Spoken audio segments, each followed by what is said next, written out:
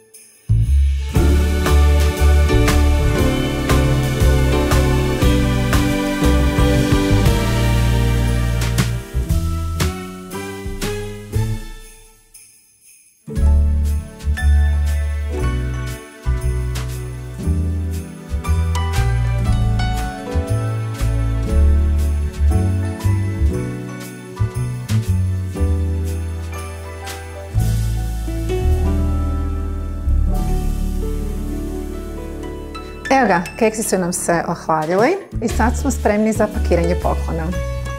Ja ću staviti u celofan, preko toga staviti mašnice.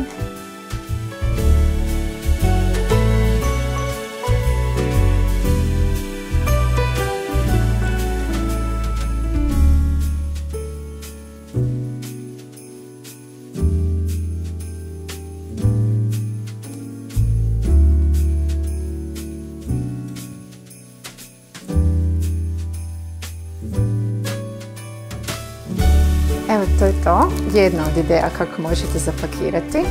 A već sam vam unaprijed pripremila još idejicu ovako, u zatvorenoj vrećici. Mislim da je jako slatko.